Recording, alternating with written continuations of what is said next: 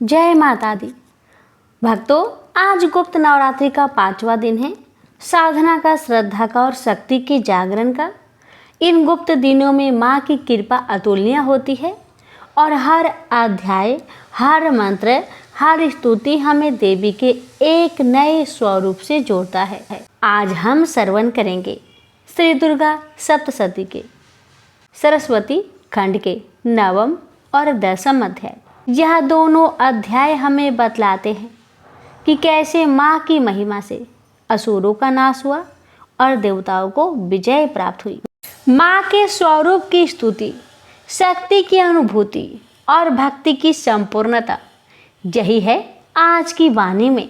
तो चलिए एकाग्र होकर श्रद्धा भाव से करते हैं देवी की 9वें और 10वें अध्याय की पवित्र पाठ। प्रेम से बोलिए जय माता दी।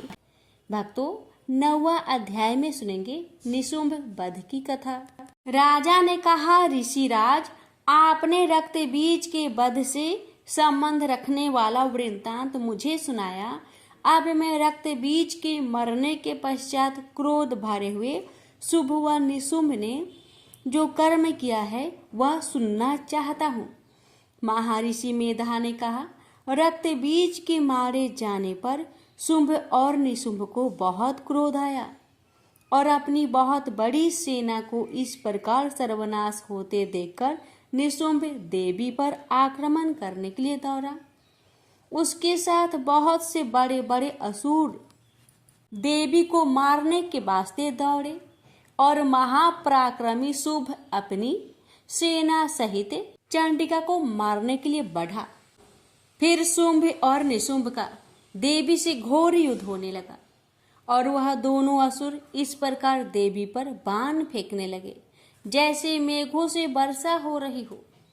उन दोनों के चलाए हुए बाणों को देवी ने अपने बाणों से काट डाला और अपने शस्त्रों की वर्षा से उन दोनों दैत्यों को चोट पहुंचाई।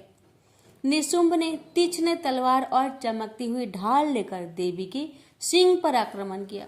अपने वाहन को पहुंची हुई देखकर देवी ने अपने चूरद्र नामक बाण से निशुंभ की तलवार व ढाल दोनों को ही काट डाला। तलवार और ढाल कट जाने पर निशुंभ ने देवी पर शक्ति से प्रहार किया। देवी ने अपने चक्र से उसके 2 टुकड़े कर दिए। फिर क्या था, दैत्य मारे क्रोध के जल भुन गया। उसने देवी को मारने के लिए उसकी ओर शूल फेंका, किंतु देवी ने अपने मुक्के से उसको चूर चूर कर डाला। फिर उसने देवी पर गदा से प्रहार किया। देवी ने त्रिशूल से गदा को भस्म कर डाला। इसके पश्चात वह फरसा हाथ में लेकर देवी की ओर लपका। देवी ने अपने बाणों से उसे धरती पर सुला दिया। अपने पराक्रमी भाई निशुंभ के इस प्रकार से मरने पर शुंभ क्रोध में भरकर देवी को मारने के लिए दौड़ा। रथ में बैठा हुआ उत्तम आयुधों से सुशोभित अपनी 8 बड़ी बड़ी भुजाओं से सारे आकाश को ढके हुए था। शुंभ को आते हुए देखकर देवी ने अपना शंख बजाया और धनुष की टंकार का भी अंत्यंत दुस्सह शब्द किया। साथ ही अपने घंटों के शब्द से, जो कि संपूर्ण दैत्य सेना के तेज को नष्ट करने वाला था, संपूर्ण दिशाओं को व्याप्त कर दिया। इसके पश्चात देवी के सिंह ने भी अपनी दहाड़ से, जिसे सुन बड़े बड़े बलवानों का मद चूर चूर हो जाता था, आकाश, पृथ्वी और 10 दिशाओं को पूरित कर दिया। फिर आकाश में उछलकर काली ने अपने दांतों तथा हाथों को पृथ्वी पर पटका। उसके ऐसा करने से ऐसा शब्द हुआ जिससे कि उससे पहले के सारे शब्द शांत हो गए। इसके पश्चात शिवदूती ने असुरों के लिए भय उत्पन्न करने वाला अट्टहास किया, जिसे सुनकर सब दैत्य थर्रा उठे और शुंभ को बड़ा क्रोध हुआ। फिर अंबिका ने उसे, अरे दुष्ट, खड़ा रह कहा तो आकाश से सभी देवता जय हो बोल उठे। शुंभ ने वहां जाकर ज्वालाओं से युक्त एक अत्यंत भयंकर शक्ति छोड़ी, जिसे आते देखकर देवी ने अपनी महोलका नामक शक्ति से काट डाला। राजन, फिर शुंभ के सिंहनाद से तीनों लोक व्याप्त हो गया और उसकी प्रतिध्वनि से ऐसा घोर शब्द हुआ जिसने इससे पहले के सब शब्दों को जीत लिया।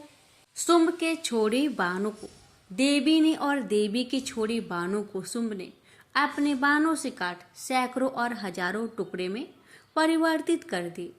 इसके पश्चात जब चंडिका ने क्रोध में भरा शुंभ को त्रिशूल से मारा तो वह मूर्छित होकर पृथ्वी पर गिर पड़ा। इतने में निशुंभ चैतन्य होकर वहां धनुष लेकर आया और अपने बाणों से उसने देवी काली तथा सिंह को घायल कर दिया। फिर उस राक्षस ने 10,000 भुजाएं धारण करके चक्रादि आयुधों से देवी को आच्छादित कर दिया। तब भगवती दुर्गा ने कोपित होकर अपने बाणों से उन चक्रों तथा बाणों को काट डाला। यह देखकर निशुंभ हाथ में गदा लेकर चंडिका को मारने के लिए दौड़ा। उसके आते ही देवी ने तीक्ष्ण धार वाले खड्ग से उसकी गदा को काट डाला। उसने फिर त्रिशूल हाथ में लिया। देवताओं को दुखी करने वाला निशुंभ को त्रिशूल हाथ में लिए हुए आता देखकर चंडिका ने अपनी शूल से उसकी छाती पर प्रहार किया और उसकी छाती को चीर डाला। शूल विदीर्ण हो जाने पर उसकी छाती में से एक उस जैसा ही पराक्रमी दैत्य ठहर जा कहता हुआ निकला। उसको देखकर देवी ने बड़े जोर से ठहाका लगाया। अभी वह निकलने भी न पाया था कि उसका सिर अपनी तलवार से काट डाला। सिर कटने के साथ ही वह पृथ्वी पर गिर पड़ा। तदंतर सिंह दहाड़ दहाड़ कर असुरों को भक्षण करने लगा और काली शिव दूती भी राक्षसों का रक्त पीने लगी। कौमारी की शक्ति से कितने ही महादैत्य नष्ट हो गए। ब्राह्मणी के कमंडल के जल से कितने ही असुर तेजोहत हो गए। कई दैत्य माहेश्वरी के त्रिशूल से विदीर्ण होकर पृथ्वी पर गिर पड़े और कई बारही के प्रहार से छिन्न भिन्न होकर धराशायी हो गए। वैष्णवी ने भी अपने चक्र से बड़े बड़े महापराक्रमियों का कचुम्बर निकालकर उन्हें यमलोक भेज दिया और ऐन्द्री के वज्र से कितने ही महाबली राक्षस दो टुकड़े हो गए। कई दैत्य मारे गए, कई भाग गए। कितने ही काली शिव दूती और सिंह ने भक्षण कर दिए। प्रेम से बोलिए जय माता। श्री दुर्गा सप्तशती पाठ 10वां अध्याय शुंभ वध की कथा। ऋषि कहते हैं, हे राजा, अपने प्राणों के समान प्यारे भाई निशुंभ को मारा गया देख तथा सारी सेना का संहार होता जान शुंभ ने कोपित होकर कहा, दुष्ट दुर्गे, तू बल के अभिमान में आकर झूठ मूठ का घमंड न दिखा। तू बड़ी मानिनी बनी हुई है, किंतु दूसरी स्त्री के बल का सहारा लेकर लड़ती है। देवी बोली, ओ दुष्ट, मैं अकेली ही हूँ। इस संसार में मेरे सिवा दूसरी कौन है? देख, ये मेरी ही विभूतियाँ हैं, अतः मुझ में ही प्रवेश कर रही है। तदंतर ब्राह्मणी आदि समस्त देवियां अंबिका देवी के शरीर में लीन हो गई। देवी बोली, मैं अपनी ऐश्वर्य शक्ति से अनेक रूपों में यहाँ उपस्थित हुई थी। उन सब रूपों को मैंने समेट लिया। अब अकेली ही युद्ध में खड़ी हूँ, तू भी स्थिर हो जाओ। ऋषि कहते हैं, तदंतर देवी और शुंभ दोनों में सब देवताओं तथा दानवों के देखते देखते भयंकर युद्ध छिड़ गया। बाणों की वर्षा तथा तीखे शस्त्रों एवं दारुण अस्त्रों के प्रहार के कारण उन दोनों का युद्ध सब लोगों के लिए बड़ा भयानक प्रतीत हुआ। उस समय अंबिका देवी ने जो सैकड़ों दिव्य अस्त्र छोड़े, उसे दैत्यराज शुंभ ने उनके निवारक अस्त्र द्वारा काट डाला। इसी प्रकार शुंभ ने भी जो दिव्य अस्त्र चलाए, उन्हें परमेश्वरी ने भयंकर हुक्कार शब्द के उच्चारण आदि द्वारा खेल खेल में ही नष्ट कर डाला। तब उस असुरों ने सैकड़ों बाणों से देवी को आच्छादित कर दिया। यह देख क्रोध से भरी हुई उन देवी ने भी बाण मारकर उसका धनुष काट डाला। धनुष कट जाने पर फिर दैत्यराज ने शक्ति हाथ में ली, किंतु देवी ने चक्र से उसके हाथ की शक्ति को भी काट गिराया। तत्पश्चात दैत्यों के स्वामी शुंभ ने 100 चांद वाली चमकती हुई ढाल और तलवार हाथ में ले उस समय देवी पर धावा किया। उसके आते ही चंडिका ने अपने धनुष से छोड़े हुए तीखे बाणों द्वारा उसकी सूर्य किरणों के समान उज्जवल ढाल और तलवार को तुरंत काट दिया। फिर उस दैत्य के घोड़े और सारथी मारे गए। धनुष तो पहले ही कट चुका था और उसने अंबिका को मारने के लिए उद्धत हो भयंकर मुदगर हाथ में लिया।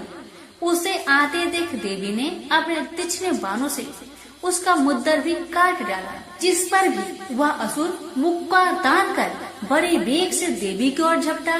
दैत्यराज ने देवी की छाती में मुक्का मारा, तब उन देवी ने भी उसकी छाती में चांटा जड़ दिया।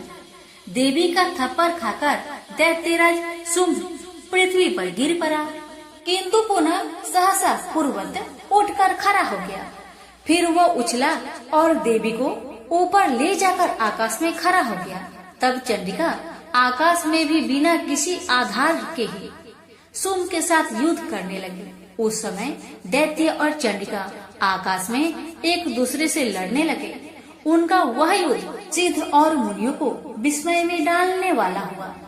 फिर अंबिका ने शुंभ के साथ बहुत देर तक युद्ध करने के पश्चात उसे उठाकर घुमाया और पृथ्वी पर पटक दिया। पटके जाने पर पृथ्वी पर आने के बाद वह दुष्ट आत्मा दैत्य पुनः चंडिका का वध करने के लिए उनकी ओर बड़े वेग से दौड़ा। तब समस्त दैत्यों के राजा शुंभ को अपनी ओर आते देख देवी ने त्रिशूल से उसकी छाती छेद कर उसे पृथ्वी पर गिरा दिया। देवी के शूल की धार से घायल होने पर उसके प्राण पेखरू उड़ गए और वह समुद्रों, द्वीपों तथा पर्वतों सहित समूची पृथ्वी को कंपाता हुआ भूमि पर गिर पड़ा। उस दुरात्मा के मारे जाने पर संपूर्ण जगत प्रसन्न एवं पूर्ण स्वस्थ हो गया तथा आकाश स्वच्छ दिखाई देने लगा।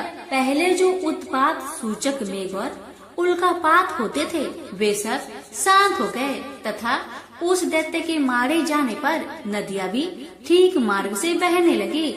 उस समय शुंभ की मृत्यु के बाद संपूर्ण देवताओं का हृदय हर्ष से भर गया और गंधर्वगण मधुर गीत गाने लगे। दूसरे गंधर्व बाजे बजाने लगे और अप्सराएं नाचने लगी। पवित्र वायु बहने लगी। सूर्य की प्रभा उत्तम हो गई। अग्निशाला की बुझी हुई आग अपने आप प्रज्वलित हो उठी तथा संपूर्ण दिशाओं के भयंकर शब्द शांत हो गए। पर श्री दुर्गा सप्तशती पाठ 10वां अध्याय समाप्त हुआ। प्रेम से बोलिए देवी माता की जय।